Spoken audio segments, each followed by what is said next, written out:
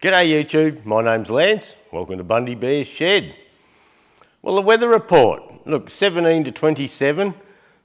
We've had a little bit of cloud and a few showers coming over, and it's made it quite humid, but as you may be able to tell, I'm full of the flu, the influenza. So, everything probably feels hot at the moment. We over the last week, a week before last, our young fella Tim, who works for Endeavour, he's a disability carer, he got COVID. So when it was his turn to have the other kids, the two kids, he said, "Oh, do you mind if we send them to your place, Mum and Dad?" So we, yeah, no worries. So we had them. Then Ali, his missus, she ended up getting the flu, and so we ended up with Freya, young Freya as well. So we had them all last week, but on Wednesday night, we had to send Freya home because Freya was having a temperature and signs of the flu. So we asked her mum, could she come and get her and keep her away from the other kids and probably us as well. But pardon me, we were driving out of town on Thursday to go to the Bundy show with the Rum City Vintage Machinery Club to put on our display that we do every year pretty well. And so we're sort of driving over there, got set up, and then Friday morning I said to Jude, I said, I don't know about this, I feel like I'm getting the flu, getting what the kids have got. And anyway, next thing we got a message from Ali that had Freya to the doctor, and she'd been to the doctor, and the doctor had said, tell the grandparents to get in and get a such and such injection as soon as they can, because these flus are bad. And we thought, well, that's not going to happen because it's Friday and we're in Bundy, which is 2 hours away, and we're not going to go back to our doctor and get that, so we'll just ride her out. So anyway, by the time we did the Saturday evening, Jude and I both had this bloody flu, and we nearly, after the pack up at the rally there, we thought, nearly easier just to pack up and go home there and then, but I thought, I was feeling pretty shit anyway. And then I was having a couple of red wines, which seemed to help a little bit at the time, and we thought, we'll just leave it and go in the morning. And Sunday morning, packing up, God, it was a slow old slog, I tell you. We got packed up about 10 o'clock or so from out at Bundy, and we were the last ones there. Everyone else had gone, and Val and Jan left early in the morning for Mother's Day, and we just tootled home at our own pace. And we got home on Sunday arvo, and I just pulled up in the driveway, parked the car outside, went in, had a shower and went to bed. And it bloody rained. We had 14, I think Judy said 14 millimetres. Anyway, I think that's what she said, but I wouldn't pay much attention. And so all my engine and baler and all that got wet, and the gazebos, but I was just too knackered to do it, I was bloody, if I bent down and stood up again, I was getting dizzy and things like that. So I thought, bugger that. So anyway, yesterday, it's Tuesday now, yesterday on the Monday, I thought, well, I can't leave everything out in the weather because they reckon it was going to have a few showers yesterday afternoon, which it did, but there was nothing in it. And so I come up yesterday and unloaded pretty well everything. I got a couple of gazebos in the back of the ute. I just didn't feel like lifting out on my own. And I've probably got to do that a little bit, get that out and tidy that up. But, oh man, it was dusty. At Bundy, where they had the track going up past, pardon me, they needed a water truck there or something because the dust just went through and it just filled everything up. So we're going to have to open all the camper up when we feel better and give it all a good scrub and get all the dust out of everything. You could just look across our little stove and you couldn't see the stainless steel for the red dust across the top. So, but we cleaned a lot of that up, or Judy did, a lot of that up before we came home. But look, it was still bloody thick. So, but we both got the flu. So I was supposed to have a meeting with the car club yesterday because we're having a heritage rally in town on Saturday in town here. But our club member Ed I rang Ed, and Ed went and had the meeting on my behalf. And he's got it all organised, so that's good. I'm going to try and have a very steady week if I can, and rest up a little bit and get over it. It shouldn't last too long, but yeah, boy, it knocks us around a bit. At the moment, everything's bright, and yeah, anyway, that's just how it is. I shouldn't die. I should be here next week, hopefully. See what happens. And me mate Paulie that had the little Austin here, I've asked him at our rally if he can. He's got a nice little blade for levelling the sights down and things like that. So I asked him would he do that, and he said yeah, but his little T20 hydraulics are pretty rubbish. You know, they seem to leak down really quickly.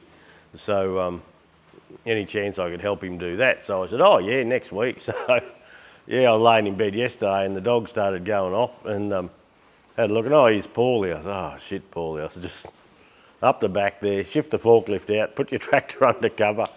We'll have a look at it when I feel like it. No, as in when I feel better.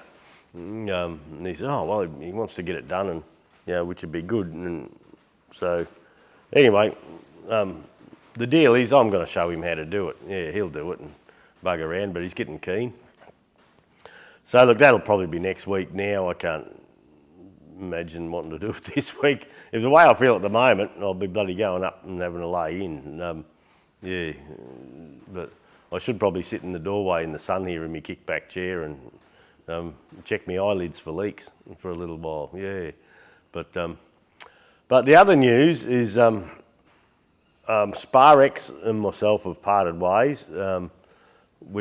Sparex are not continuing the sponsorship thing that we had going, and look, it's been a good run. It's been a great run, but they've had a well, it's political. It's just how it works. Anything to do with companies, big companies, it's how it works.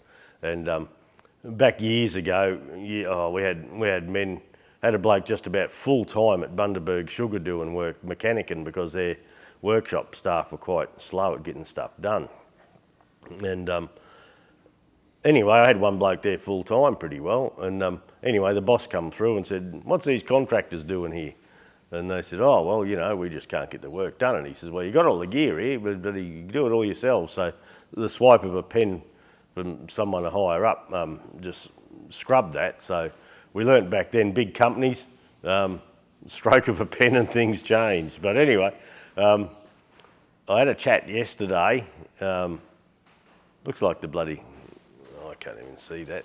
I'm just going to try and straighten this up a bit. I just noticed now that I'm just not happy with, that looks a bit better, doesn't it? No, well, that's my bloody story anyway. But yeah, there was a, in AGCO and in Sparex, there was an Australasian manager, Peter, and Peter Hawthorne, and he was a good bloke. You know, I got on well with him, had some Zoom meetings with him, and yeah, he was all in favour of it, and you know, we got on well. And then the Australian manager, which was James, James used to be our rep, and we got on very well with James. And so everything that I wanted through Bundy Bear Shed had to go through James, and they had a code to put in the computer, and all the parts that I bought, say I wanted to buy a muffler, well, that would go through at $1, just so they weren't putting stuff out of the company for free, absolutely free, and it was reconciling where it went, sort of thing. So, and that was our deal for I don't know how long I've had Sparex on board, but it was a long time. And there was another bloke, John, and John was an English fella out in Australia, sales manager sort of fella, and he was never keen on it. He just one of those blokes, and I went down to a show to say g'day to him one time, and down at the Fergie Fire Up, and said g'day and all that, and said hello, and sort of didn't want to talk and walked off. I thought, oh well. So anyway, and that was just, I couldn't get on with him. He just wasn't a chatty bloke, just everything was figures and money and all that sort of thing. So, but what's happened with Sparex recently is James, the Queensland, or the Australian manager, his dad owns a forklift parts supply business, and it was getting that big that James has gone over to work with his dad and become partner in that business. So, so he left Sparex, which was a shame. He had a lot of knowledge, and he was a great contact for me. And so he put our area rep Josh in charge of my account, and I could talk to Josh about getting parts, and Josh had this code to put in, and he'd put the code in, and off it'd go. It'd all happen. And a little bit slow sometimes, but that's people have busy lives. And so anyway, James left, so Josh took over, and then a couple of months ago, Peter, Peter was boss of the whole Australasian area. He was telling them, our Agco and that he was going to retire next year, and they said, oh, well, you can go now. And so he left. So what that did, that put John in charge of the whole area of Australia and New Zealand. And the rep got a thing the other day, because I've been waiting on, I was looking for a couple of power steering rams for the Massey 20, and for over 3 months now, I haven't had anything out of Sparex, nothing. And Josh was trying to get some answers, and John had sort of said, no, well, you can't do that anymore, approve that, it's got to come through me. And so we sort of thought there was something going on, but we didn't know. But yesterday Josh rang, and he said, look, John reckons no more, company can't afford to keep these blokes on, which I was the only one, but company can't afford that. Business is tight, we can't do that. And tell him it's finished. And he said, oh, well, he said, I think the proper thing to do would be to write Lance a letter, and a company letter, and saying, thanks for the partnership over the years and all that sort of thing, and go that. And they said, no, not doing that. You just ring him up and tell him it's over. Poor old Josh. So he had the bloody dirty work. But anyway, that's fine. That's just how it happened. So, so there's a few things that does for us. I got no animosity with Sparex at all. It's been a great run. They were great people at the time, but they're finding now that with this other fella in the driver's seat, where once upon a time, if we got beaten on price, we could talk to them and get a price match sort of thing. But that seems to be not a common theme anymore. And so, which doesn't matter. I've got a lot of parts here, and I used to say to James sometimes, look, because he'd say, put your monthly order in, keep it going so you got enough ahead of you. And I'd say, well, shit, James, I said, I've got more parts here than I can bloody get tractors done, because back then I was running businesses and things like that. And he said, you just keep putting those bloody orders in, and he said, things will work out. So I was all right. So that's what I did. And so, well, I've got a TEF, most of a TEF 20 engine kit here. I've got a 23C engine kit. I've got clutches, bloody hydraulic pumps and mud guards, and I've got a lot of parts in here from Sparex from over the years. And so,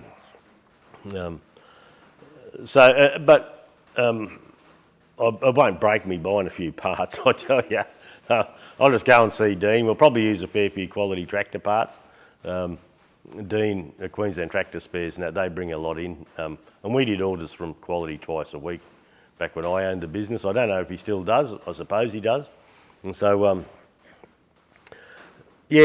and in at Queensland Tractor Spares, the deal when we sold the businesses was that I'd leave Queensland Tractor Spares on the slides at the front and back of the videos, and I'd just get a good trade discount, because Dean says, oh, is that enough? You need more than that. And I was, no, I don't. You need to make money, mate. You got a young family. I had my turn, and just to get a good trade discount's a nice thing. So we'll leave it at that. So, but yeah, the other thing it does for me is over in the corner over here, I've got a little John Deere MC crawler, which just didn't make sense. When I had Sparex sponsorships to work on Masseys and Fords, why would I bring a John Deere in and do a heap of work on a John Deere when I've got to go and buy all the parts myself, and which I've got most of them there from over the years anyway. And I've got a Farmall 100 high crop outside. Sparex didn't do anything for them, so it just didn't make sense to work on and restore tractors where I had to pay full tilt out of America for the parts when I had Sparex offering me, parts for almost free. Yeah, just to promote their product, so that's fine. So yeah, that's a bit of a change. From my day-to-day running in my shed, it's not going to make any difference. We'll still poke along with it. I'm just buggering around here. Put a big blue thing across the Sparex sign, just because I was too lazy to take the sign down. But I'll have to now redo the slides at the front and the back of the videos and muck around like that. So that won't matter too much. We'll get there. Yeah. So yeah, that's an end of an era, I suppose. I had a good run with them. I know Kempy and them, they've had a bit of trouble recently with the bits, but yeah, I normally don't have trouble with parts. But I do have, I might show you one day, now the sponsorship's over, any warranty parts that they didn't want back, they'd say, oh, I'll give it to Lance for the shed. And I would have parts, I've got boxes of parts, warranty bits and things like that. I might show you through it one day. And some of the parts, they're warranty parts, and because the customer bought the part, we had to give them say a water pump seal, just to pick one. Yeah, we had to give them a new thing, and I brought it home here because I thought, oh, that might make a video putting a seal kit in that one day or something like that. So, but anyway, we might get to that one day, we'll just see. I got that little 1.5 horse M going the other day. The Maggie's not as strong as I'd like yet. I'll have to do a bit of fiddling there. But yeah, for the next week, I don't think I'll be getting much done. Once I get my little pump done and make a couple of carts, which is what I want to do to make them easy, I'm going to hop back into the 65 here. I've got the parts I need for the 65. It's just, yeah, I just thought I'd have a break from it for a little while. Yeah, just to get away from it. But I'll probably hop in now. I've got to tidy probably the 135 up to take to town for Saturday to the car show. I could take the John Deere, the 420, or even the TEA 20. Yeah, we'll see. I'll just see how I feel. And the 135 is always ever ready. You just jump on and go, and it's a diesel tractor. Diesel is a great thing, having diesels. Yeah, the other ones, pardon me, over time they get dirty spark plugs and pardon me. And yeah, the fuel goes off and things like that. So anyway, look, that might do this week. Short and sweet. The main news is that we're not with Sparex anymore. Yeah, I probably don't need any other sponsors.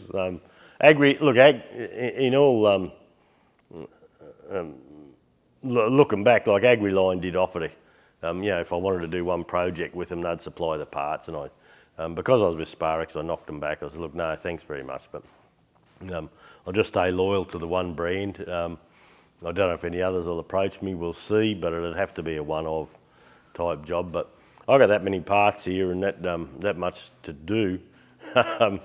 If I didn't get another part for 10 years, it wouldn't matter probably. I could probably still keep myself busy, but anyway.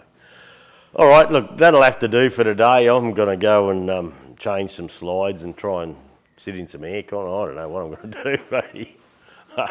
Pack up and die, I think. But yeah, we'll catch up with you next week, and I'll see if I can get a bit of footage of the car show.